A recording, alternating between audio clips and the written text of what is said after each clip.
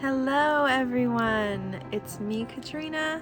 We're back for day 110 of our journey through the Bible in a year, and we're reading a lot today.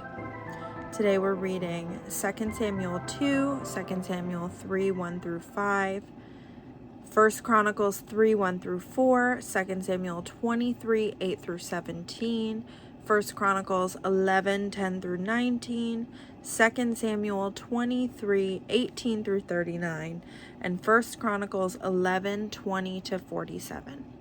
And so this day is an example of one of the cool things about reading through the Bible chronologically. We're not reading straight through Genesis to Revelation, page by page. We're reading the accounts of everything as they happen in the order they happened. So on a day like today, we're switching from book to book, chapter to chapter, because we're reading it in the order that it happened, which I think is pretty cool.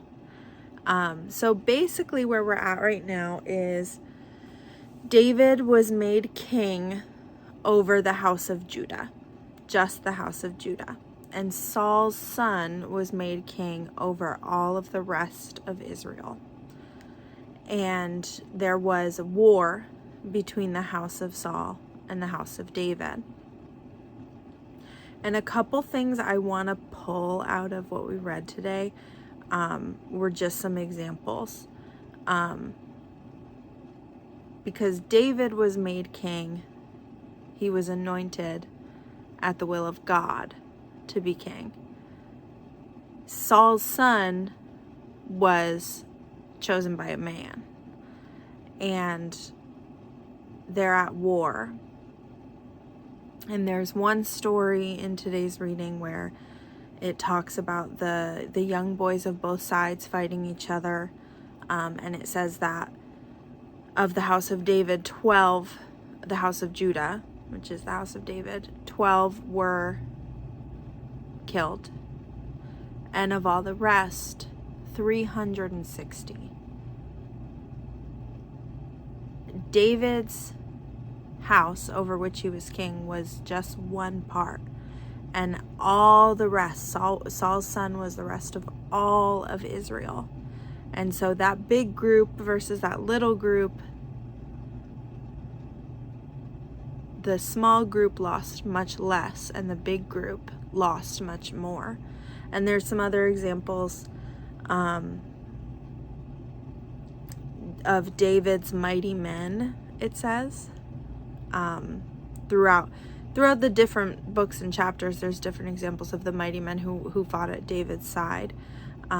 There's one, Jeshobeam, who wielded his spear against 300 men who he killed all at one time. Eleazar, who fought against the Philistines when everyone else fled, and he won. And Abishai, who also wielded the spear against 300 and won.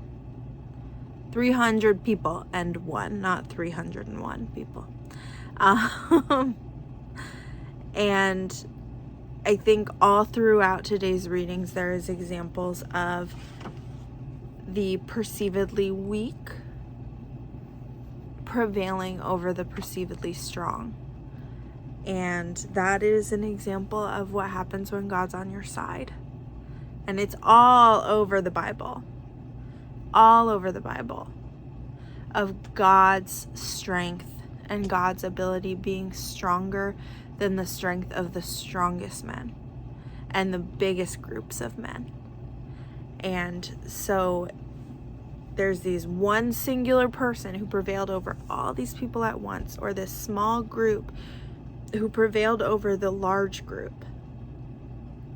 And the reason why was because they had God's anointing on their side. And so I think it's something that's good to know and to be reminded of when I can't imagine how I could possibly prevail at something, how I could possibly succeed in something that I know God has called me to, but it feels impossible and I feel ill-equipped and unqualified, whose anointing do I have over this? If I just have the anointing of men, of people, maybe I won't succeed. But if I know that I have the anointing of God, that I was called by Him to go through this seemingly impossible situation, guess who's the winner? God is. And if He called me, He's on my side in this.